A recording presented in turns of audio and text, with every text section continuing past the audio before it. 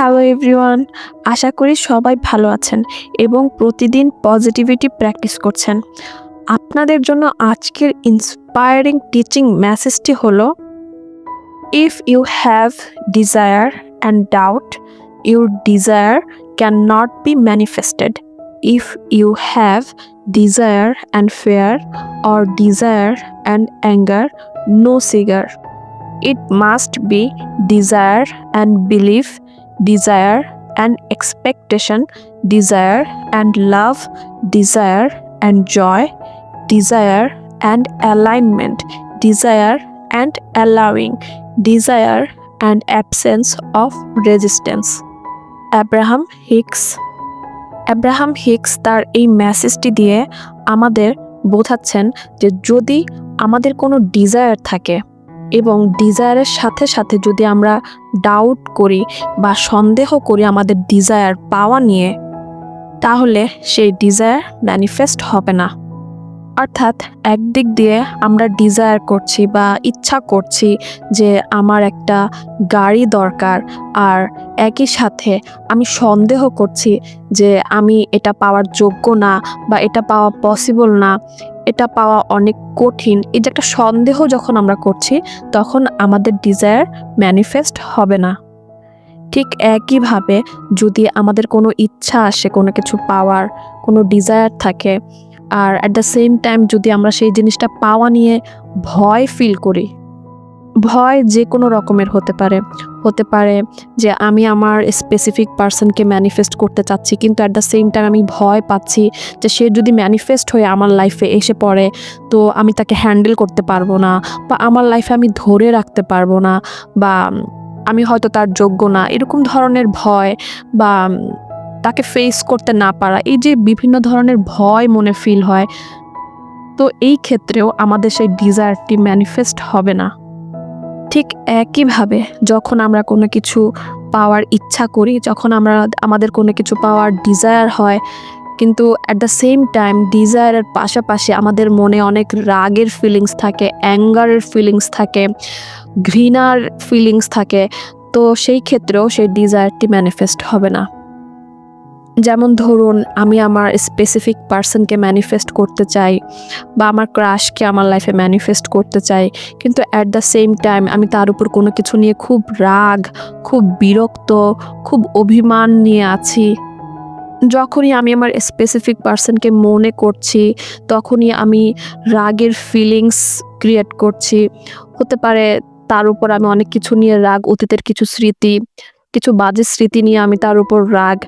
তো যখন আমি তাকে পাওয়ারও ইচ্ছা করছি, আবার অ্যাট দ্য সেম টাইম তার জন্য আমি একটা রাগের ফিলিংসও ক্রিয়েট করছি যে সে আমার সাথে কোনো একটা টাইমে এমন কিছু করেছে খারাপ, এমন কিছু করেছে আনওয়ান্টেড যা আমার ভালো লাগেনি, সেগুলো মনে করে আমি তার উপর আমি রাগের একটা ফিলিংস ক্রিয়েট করছি, আমি তার উপর প্রচণ্ড রকমের রাগ, কিন্তু আবার তাকে আমি পেতে চাই।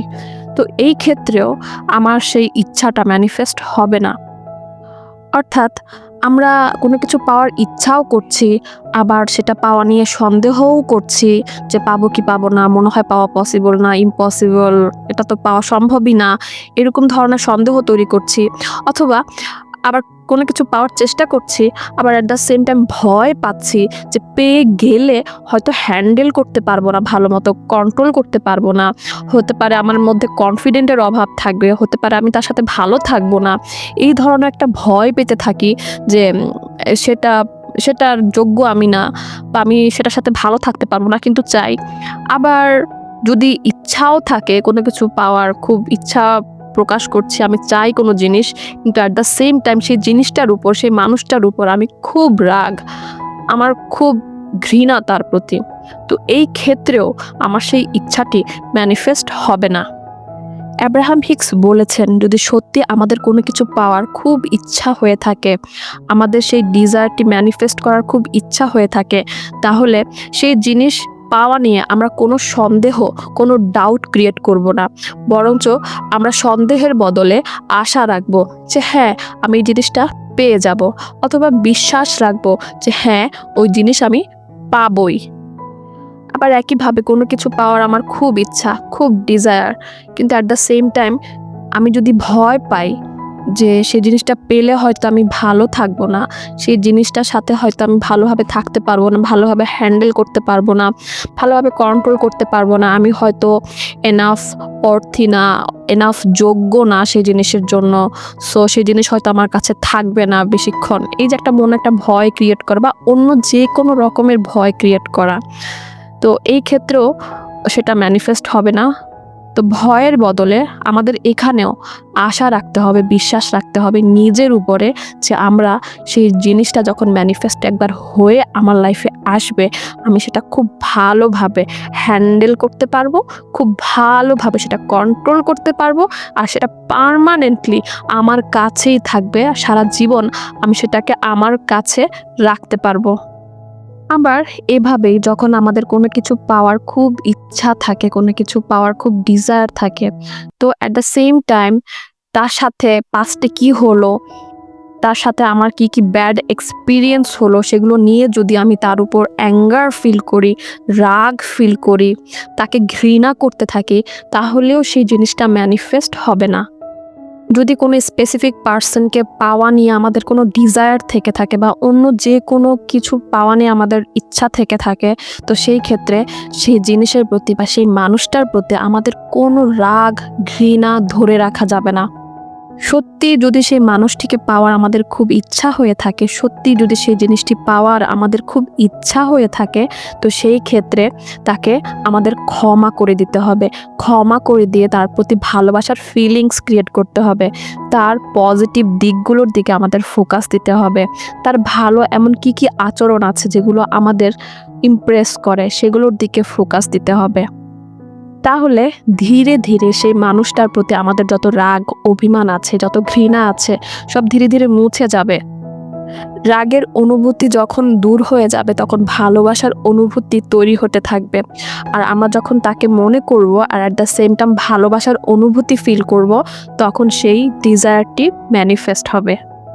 এই জন্যই অ্যাব্রাহাম হিক্স বলেছেন, যখন আপনার কোনো কিছু পাওয়ার ইচ্ছা হবে, যখন আপনি কোনো কিছু পাওয়ার জন্য ডিজায়ার করবেন, তখন অ্যাট দ্য সেম টাইম কোনো ডাউট রাখা যাবে না, কোনো ভয় রাখা যাবে না, কোনো রাখা যাবে না।